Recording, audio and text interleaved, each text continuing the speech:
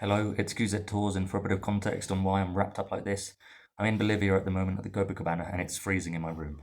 But I thought I would make a video on how I visited Easter Island on a budget because there isn't too much information out there. So I'm going to start off with flights. The average price that people will pay for flights going to Easter Island and back is around about $1,000 round trip, or 1,000 British pounds round trip. The way I saved money was going on the Skyscanner website, and on the Skyscanner website you can see green, amber and red dates for the dates that are cheaper, medium price or more expensive. Once I did that, I made a note of the cheaper dates and went directly on the LATAM Airlines website. LATAM Airlines are the only airline to fly to Easter Island.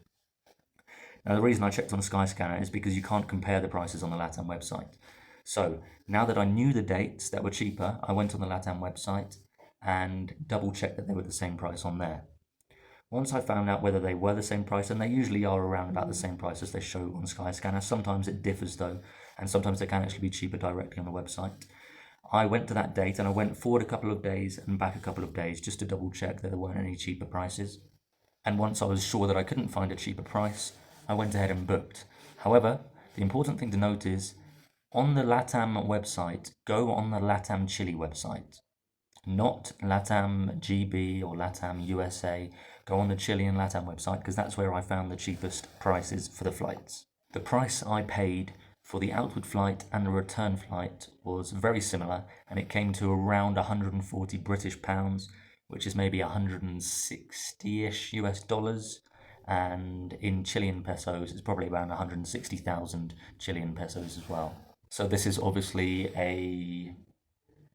well, compared to the usual price, I may be saving around £600, $500, something like that. But what was interesting was on the exact same dates on the LATAM GB website, I'm from Great Britain, the prices for the exact same flights, the exact same times, were over double the price. So it was £450 one way. So that's around £900 return, and I paid around £280 return. And therefore, I tell you to go on the LATAM Chile website. And if you're paying by card, you will ideally want to find a card that charges no foreign transaction fees. I've got a Chase card. I've got several cards. It's pretty easy to find a credit card or a debit card that will not have any foreign transaction fees because you'll be paying in Chilean pesos. A bit about the flight itself. It's the most luxurious flight I've ever been on, but I don't go on luxurious flights. It had a sort of screen with games, movies, books on, and you get a blanket and you get one free meal and free drinks as well on board. And the flight takes around 5 hours. When you're flying to Easter Island, you go 2 hours back in time, and when you come back, you go 2 hours forward in time. My flight back was actually around half an hour to an hour quicker than going to Easter Island. I'm not sure the reason behind that, but generally the flight is pretty decent, and the flight is pretty much always full, believe it or not, for such a small island. And interestingly, the residents of the island, they only have to pay tax. So I think they fly for around 15 British pounds or less, or maybe like 10,000 Chilean pesos. When you depart from Santiago, the capital of Chile, you want to go to National Terminal 1, which has recently changed. The National Terminal used to be the other way around with Terminal 2, but now the flights to Easter Island, because Easter Island is part of Chile, it is the National Terminal, Terminal 1. And just to cap off the details on the flights in terms of getting to your accommodation, most people will have their accommodation in Hangaroa, which is the main village or town in Easter Island. And I walked to my hostel, which was just behind the main street of Hangaroa, and it took me around 15 to 20 minutes. So I would just advise walking really, but you can organise a transfer probably with your hostel. When I arrived, it was probably the busiest airport I've ever seen, with people holding up people's names on pieces of cardboard to give them a lift to their hostels, but it's only a short walk to Hangaroa, the village, depending on how central your hostel is. And to get to Santiago Airport, to and from your accommodation in Santiago, if you're going with Uber, expect to pay up to around 15 British pounds, maybe even a bit more, maybe 20 US dollars, 20,000 Chilean pesos. Next on the list, souvenirs. I didn't buy any souvenirs because I was on a budget. However, I got some free souvenirs, and I've got one tip, is that when you go to Easter Island, pay for the national park ticket if you plan to go into national park areas, which I'll come on to later. Pay for the national park ticket with pay for the national park ticket at the counter rather than online, and you will receive a ticket that you can keep as a free souvenir. And it looks like this. And another good thing is that you also get, you can see all those stamps on it for the different areas that you visit on Easter Island. So that's one idea for a free souvenir. And another idea for a free souvenir is a Rapa Nui stamp on your passport, which you can get for free at the Tourist Information Office in Hangaroa, which is just by the promenade at the seafront. I was also lucky enough to get given a necklace from my hostel, but if there's loads of people selling little souvenirs at all the entrances to different places, you'll probably pay a few pounds for a small souvenir, or if you want something bigger, you'll pay that. It's similar to souvenirs around the world, really. Now onto accommodation.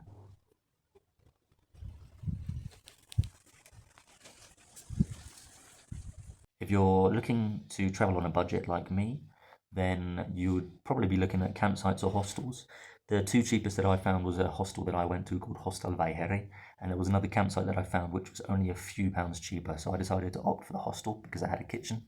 I paid 18 British pounds a night, which is around 20,000 Chilean pesos or 20 US dollars, and that price was for 8 nights. So in total, I paid approximately 144 British pounds, 160,000 Chilean pesos, $160, something like that. And the important thing to note for that was, because I stayed longer than a week, when I was booking on booking.com, had I booked for 8 nights, I would have had to pay £190. I paid 144, so that's around £50 more.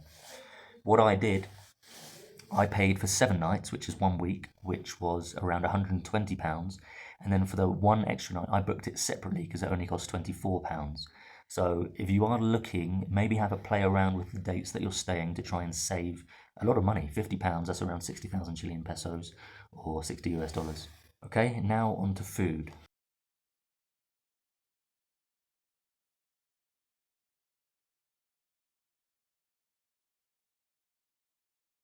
As I was on a budget, I spent the total amount on food on Easter Island of, I'm just actually double checking. Yep, no, I definitely spent nothing on food on Easter Island.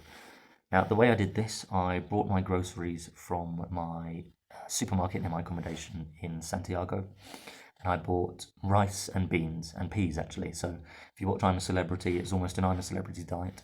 I brought that with me because my hostel had a kitchen. I batch cooked it, I think twice during the week, so I had servings probably costing around 10 pence a serving. Um, so yeah, the overall cost for the rice and beans cost me, I think, £3 British, something like that. And I just lived off that for the whole week. However, there were a few free things that I got extra. Firstly, in the tourist information, they occasionally have free fruit in there. On my first day, I got a free passion fruit. Secondly, if you walk around the public areas, not the private areas, so not behind any fences or in people's land, but also in the national parks, that's public, you can pick fruit off the trees. And all over Easter Island there are guavas, which is a sort of fruit with hard seeds on the inside. It's yellow when it's ripe, it's green when it's ripening. And over my time in Easter Island, I probably ate maybe 30 guavas, and there was one specific point not far from Anakena Beach where there are loads of trees in one area, and I collected about 15 of them to have as a snack. And thirdly, a small bit of free food.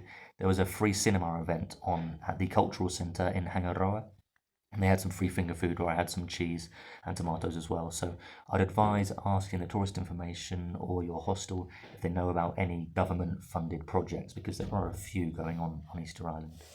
But if you want to spend money on Easter Island, to be honest, I went there thinking the supermarket prices would be a lot higher, but they're not much more than 30% higher than mainland Chile, if that. Sometimes a bit more, sometimes a bit less. So you can buy groceries there and cook for yourself on a budget as well. If you're going out to eat, walk away from the center of Hangaroa and you'll find a few cheaper places selling things like completos in Chile for around £5, which is kind of like a hot dog. The bars will have meals ranging from between £15 to £25. So it's kind of like the standard price that you'd find, for example, in Europe.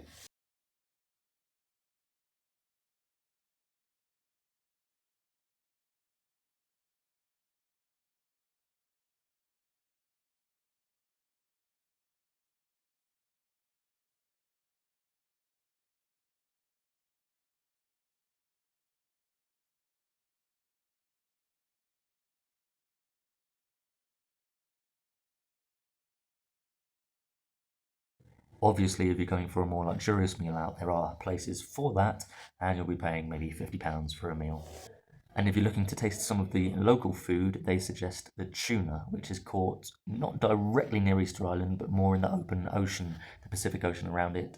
And there's lots of places selling sort of like tuna sandwiches and things like that. And you can actually, if you want, buy the tuna fresh off the street, off the main street in Hangaroa, or occasionally I've seen it at the church, outside the church.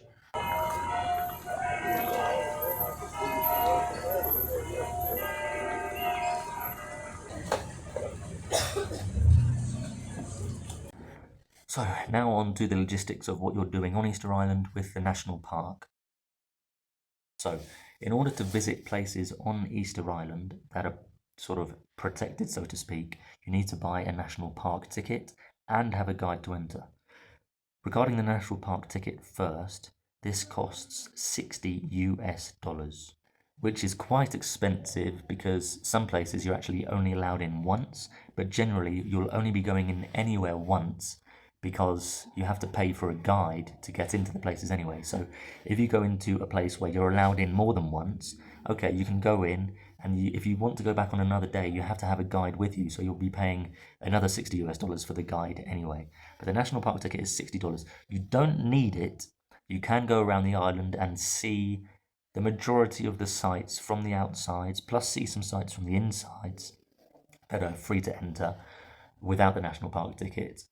But I would probably advise, I mean, I paid for one and I was on a budget. If I had the opportunity to go back in time, I probably would still pay for one again, just to know that I've seen a lot of the Moai statues up close, especially in the quarry sector. Now, the quarry sector is probably the most money worth section for your national park ticket because you can get right up close to the Moai statues. And if you were to see that from the road, it is possible, but you can't see the Moai statues up close. You can, however, see Moai statues up close just going around the island. Okay, so that's the national park tickets. Now onto the tours. I paid, let me think, I paid approximately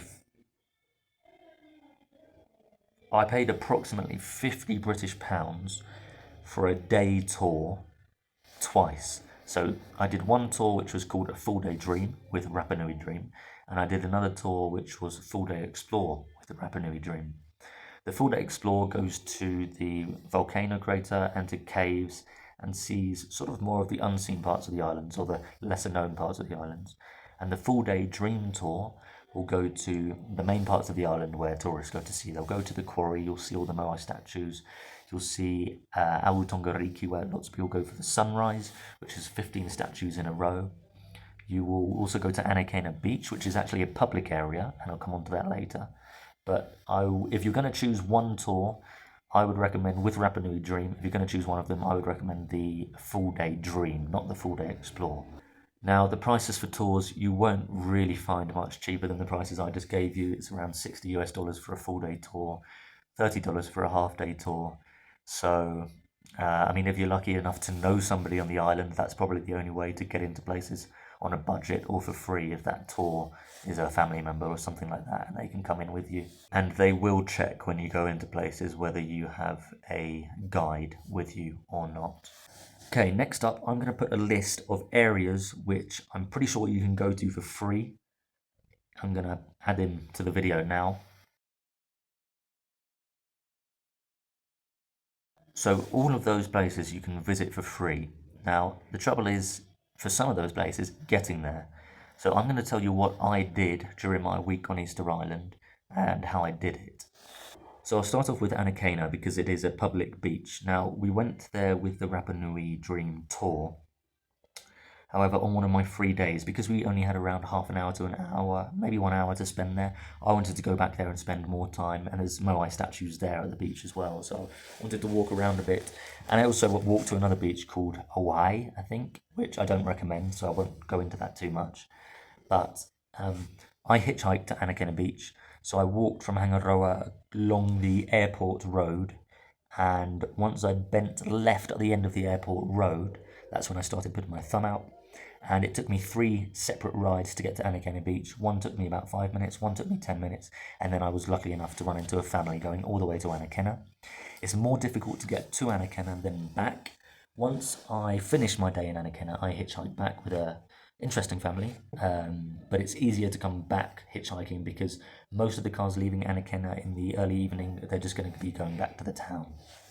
Second free area that I went to, Mount Terabaka, the highest point in Easter Island, and I hiked this from Hangaroa, from my hostel, and it took around 3-ish hours, 3.5 maybe, and it's pretty easy to follow. You can get a map from the tourist information, and once you arrive at the Moai statues, you'll have to speak to the woman working in the office or the man working in the office and say, I want to walk to Terabaka, and I'll tell you to turn right because you don't have a guide with you, so you're not allowed to go into the place where the Moai statues are, but it's just to the right. And I'll try and put actually a map of where you need to walk to and where this point starts, where you talk to the national park workers.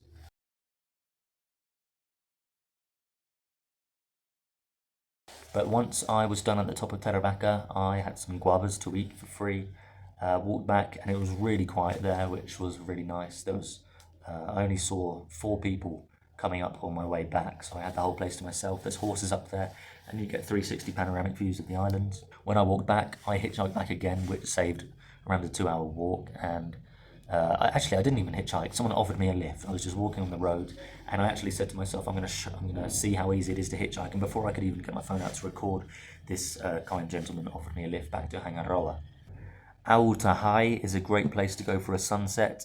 The only negative is it gets very busy there, but you get the sunset views going over the Pacific Ocean with, I think, 4 or 5 Moai statues, and there's actually 2 others a bit higher up that you can look at if you wanted. One of them's got a damaged head, I'm pretty sure, but it's quite a popular place to go to for the sunset.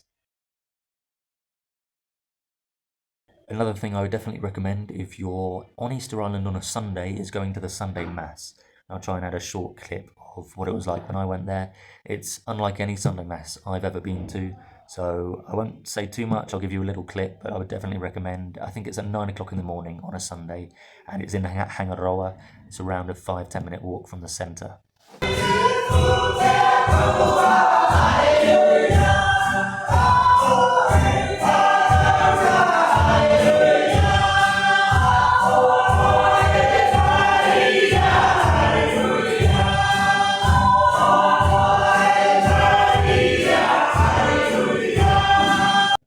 Now on to a few other free sort of events that I went to. I went to a couple of bars and I didn't actually pay for anything, but I was allowed to stand outside and watch some traditional Easter Island Rapa Nui dancing. And I'll put a little clip in here as well.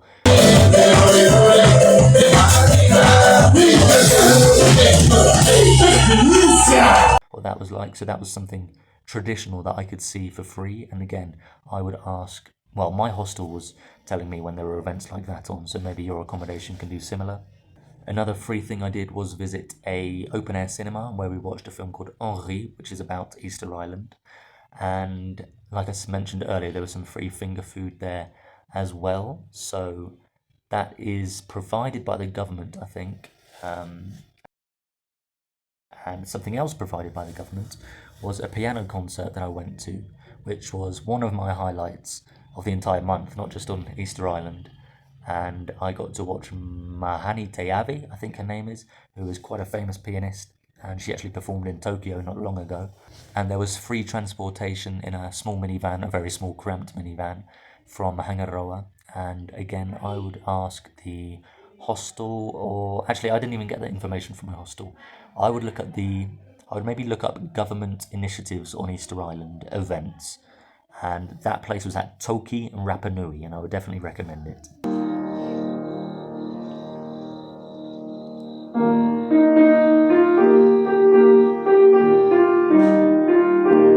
Another thing I did for free was the Rano Cow hike, the volcano crater. I did this on my first day, and I did double check. You can't go into the petroglyphs and the villages without a guide, because I tried that on my first day. But a dog followed me all the way up from Hangaroa up to the volcano. It took around 2.5 hours to walk up from memory, and I walked the same route back. and it was very peaceful, so I definitely recommend doing that if you've got a spare day.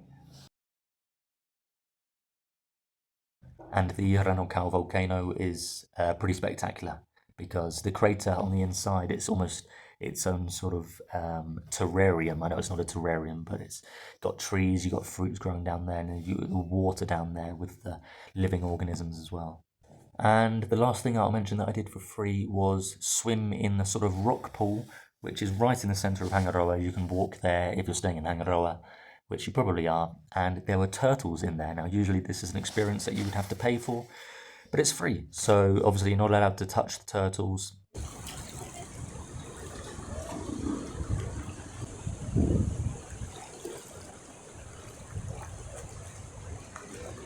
There is a heavy fine if they catch you doing it, but it's really nice to swim there and it's really clear water. I would advise bringing some goggles or a snorkel, maybe buy a cheaper one in Santiago, because I didn't have that with me. Luckily someone lent me his, and there's lots of little fishes in there as well in the rock pool, so I definitely recommend spending a few hours there if you've got some free time, especially with the sun out when I was there. Any other business is mosquitoes, so beware of mosquitoes. I'm not sure if they're there all year round, but I found it reasonably hard to avoid getting stung. Not as hard as in the jungles of Suriname and Brazil, but it is reasonably hard to avoid getting stung. So bring mosquito repellent, wear protective measures, and what I found is that lower down in dark areas they seem to thrive more. However, during the day you should be all right.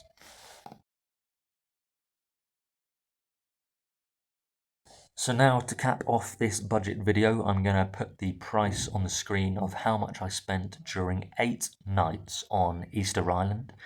And I hope you enjoyed this budget travel pack for Easter Island.